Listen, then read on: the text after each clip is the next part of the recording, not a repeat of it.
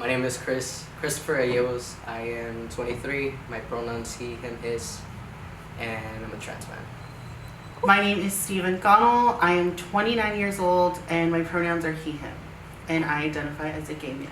My name's Kim. I'm 29 years old. I am non-binary. I use pronouns, any pronouns. I hear she a lot more than I would like to, but anytime I hear he and they, I'm like, oh yes, you remembered. So it gives me a little happy tingle on the inside.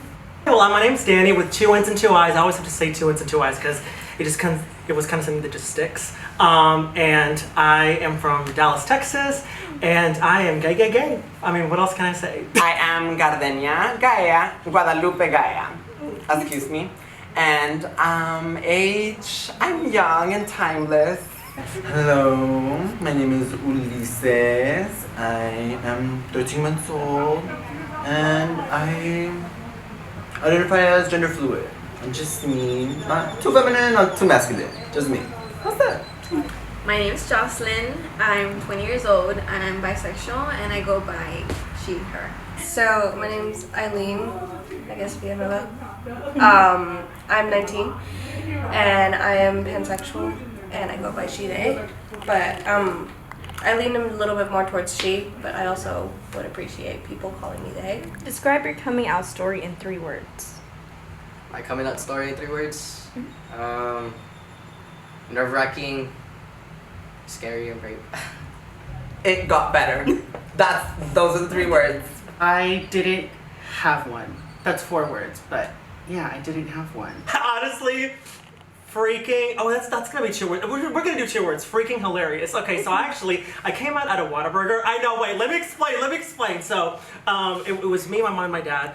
It was like literally 6 p.m. on a Friday, and she was just kind of like, hey, so like, are you gonna go out with someone soon? Just kind of asking those kind of like high school questions. And I was like, yes, soon. And I didn't preface like, girl or boy. And then all of a sudden, out of nowhere, she was just kind of like, do you want a boyfriend? And I was just kind of like, T, maybe. And then like, yeah, that's literally how it came out. Like, that was like the first time that they actually knew like, he likes boys. When I came up publicly, most of the people were supportive, but when I started testosterone, that's when I noticed who was actually supportive. I know my mom wasn't very supportive at the time. It caused, like so many emotions, negative emotions and stuff like that. It's just, a big flashback. So I came out when I was a little baby. I was a 7th grader and I was just exploring my sexuality. I was a 7th grade middle school boy. And I was dating another boy in my class through this like little queer list because we always find each other. And I didn't even know what it was, but something intuitive about like being it, I guess. So I was like, that's me, girl, like T, boy on boy, let's do it. And I want to know the list because I was like, what's T though? Like, who are the other gay boys? So I see the list and I like hit up one of the boys on Messenger and Facebook back in my day. And we started dating super innocent. It was like baby stuff because we were children. We were like 12. And my mom gets on my phone one day. She hacks me and she's like, oh, are you always texting, Miss Thing? So as I'm sleeping, she strikes. She gets my phone and she hacks me. And she confronts me. I immediately hear her yell because my mom is a volatile woman. And she's like, come over here and this now. I'm like, ooh, mama, danger. And I wake up, I get my ass dragged to the living room and my older brother is woken up. And it's a very traumatic and like unfortunate experience that we had to go through. But because it's valid, I think her pain is very valid as much as my pain. People have been taught to feel a type of way towards things they don't even know what they are. So she's over here thinking I'm a sinner when I'm a ball of joy and sunshine, right? And I'm just trying to be, innocently love how I just intuitively knew, like everybody else. My second coming out, I was a drag queen already. I was accepted as a drag queen. Me and my mom worked through all the rough patches. So then I'm a drag queen, I'm getting ready. My mom is trying to be at peace with it because she's a new woman. She has really try to understand, and she's watched Pose and Glee and all the gay shows out there, so she really gets it. She really does. And if anything, she also discovered her own queerness a little bit. I won't go into the detail because that's her stuff, and she was at peace with that. But then here comes the next storm, which is me cross-dressing. And I start being a drag queen, doing performances, and that's all cool until my mom is kind of like, I don't think you're doing this for the art of it all. Like, something about this lipstick and foundation is giving realness. And I don't know if I'm here for that. And I don't know if I can support that. So if you are planning on transitioning, you have to do that away from me. So I kind of like held back and I was like, no, I'm non-binary. Like, this is like just a persona. And I'm masked and I'm a man and I'm a boy. I swear. And with time and a lot of transitioning and a lot of accepting and a lot of spiritual work, I really accept myself for the trans woman that I am. From a little baby age, just like elementary stuff. I used to play with my little sibling and be like, imagine me as a girl. Like, I'm the evil witch of the tale and I'm gonna have boobs and a butt and I have a dress and I'm that girl and bippity boppity boo. And we would just play all around our neighborhood and all my little neighbor friends, I would literally be like, no, like, I'm the doll. Like, I'm a doll right now and like imagine me as a girl. It's okay, it's just a character, it's theater. Like, it's okay. Literally being like 9 and all these kids being like, okay, girl. Which, lucky for me, I always had a space to express myself. And yes, eventually she kind of just realized that there's no turning back and that this is me, and she always wanted me to be happy. And my mother loves me very much, unconditionally so, and I do her. So we got to a point where she accepts me and is actually here with me right now because she's helping me through my transition. So it gets better. And that's the journey. I started realizing that like I was a bit different from everyone when I was around middle school. I think it was like 6th or 7th grade, I think. I started having a crush on this one girl who we were really close with. And I heard the term like bisexual from my cousin, and then I started like learning more about everything else, and I heard the word lesbian and I was like, okay, that's me. So I would go around telling my friends that I was a lesbian, and they'd be like, oh, okay. And then it wasn't till around like the summer after my 7th grade that I got my first girlfriend, and I came out to my mom.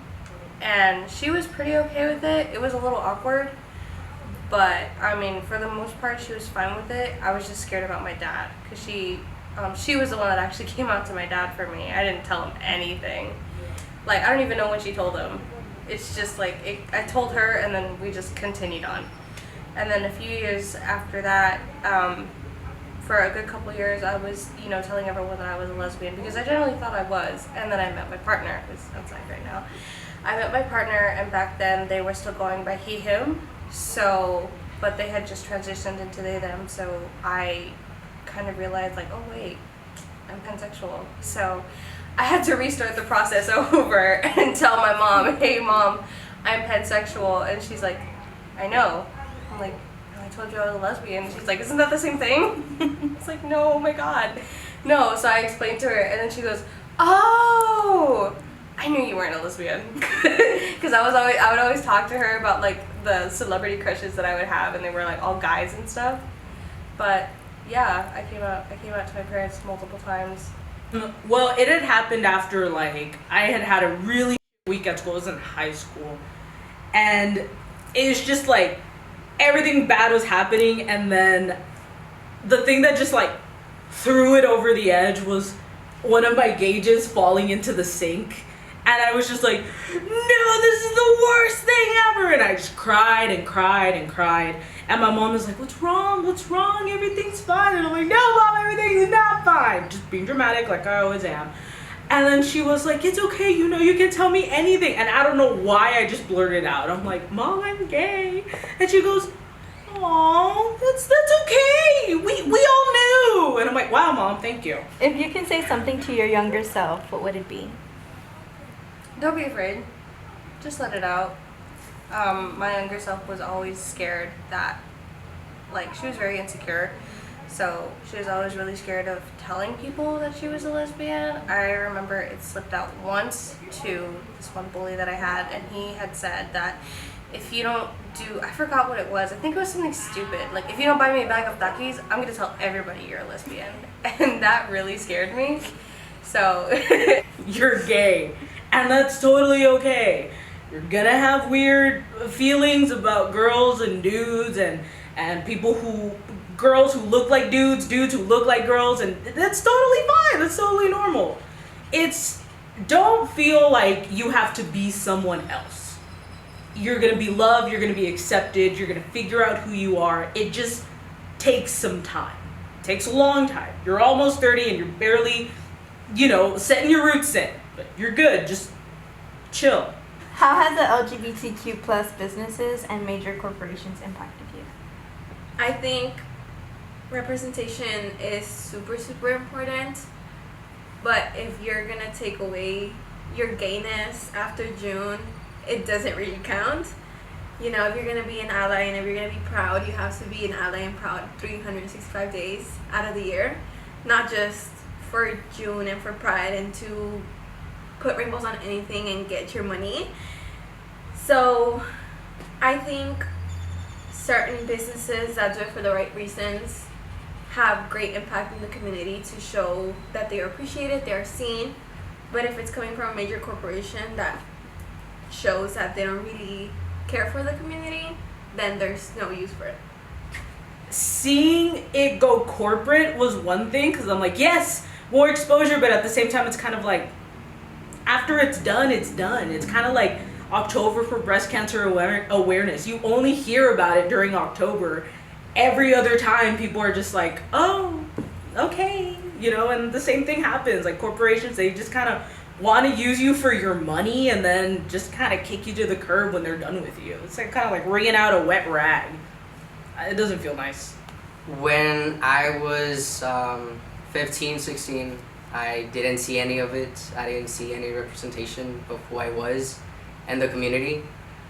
So right now that the people actually, that trans kids, queer kids have that, it's amazing. I didn't have that at the time.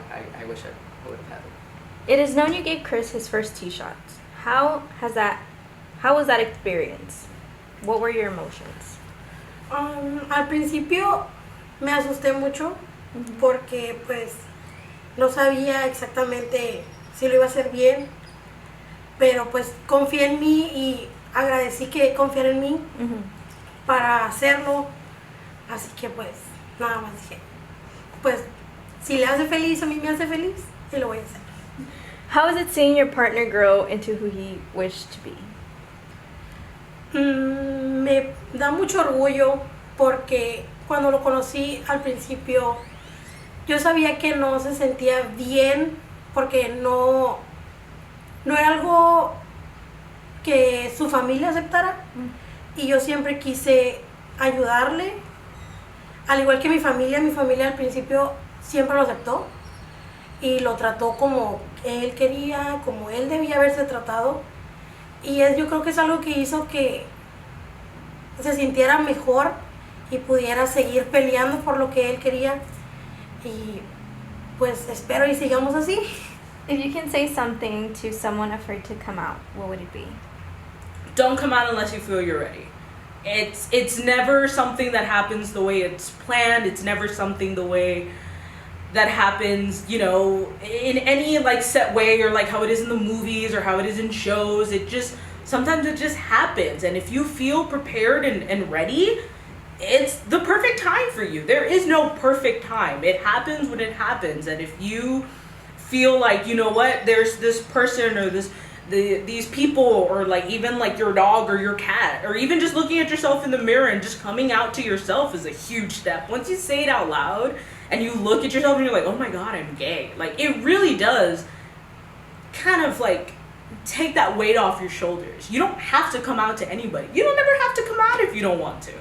But if you feel like you don't feel safe, don't do it. Don't do it if you don't feel like you're safe. But know that there's always people in your corner, and you just gotta find them. I would tell them not to give up. That regardless of what they're going through and who supports them or not, there's always people willing to give you a hand, to help you.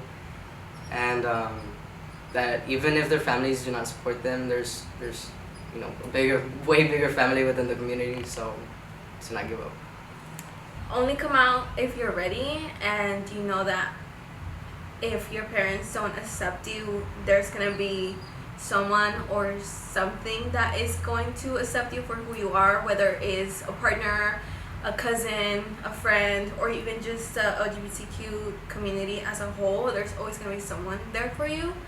So it's okay to be scared and it's valid, but don't let that fear of, oh my god, my parents are not going to love me anymore, not push you to be who you want to be. The first step is always self-acceptance. People don't have to look at you like you're one of them. You have to look at yourself like you're one of you. That you're one unit. To keep trusting your instinct. I know that sounds very cliche, but there is support there for you. Sometimes you have to find it, whether it's on social media. That's where I found also a lot of support through social media, like Tumblr. I know y'all remember Tumblr. I know y'all remember Tumblr. It's still popular, kind of ish, not really. Or Twitter, TikTok. The community's there. Like whether you find it or find someone online, like the community is there. And just know that it's gonna get better, no matter how things may be a little hard. Know that there are people out there ready to support you, and that people that are going through the same thing you may be going through. But it's there, it's out there, and don't give up. And to someone who is struggling with coming out, don't rush. Come out when you feel like you are ready. There is a whole community of people who are going to be here for you, who are going to love and accept you, who are also going to challenge you, because trust me, it is not pretty. Like, let's be real. But you're going to have the life that you want. And I'm a really big person on, we sometimes are born into a family, but we also get to choose our family. And so no matter the circumstance that happens outside or the outcome from you coming out, just know that you get to choose who gets to be in your life. We are out here and we are living our lives and we're thriving. So there is fear and there is people and there is opposition and ignorance, but there is a lot of hope and a lot of community and a lot of acceptance and a lot of you know what I mean? Like a lot of people just don't really care. Oh yeah, come out and be out here with us. Enjoy your life. This is your life, your moment, your POV.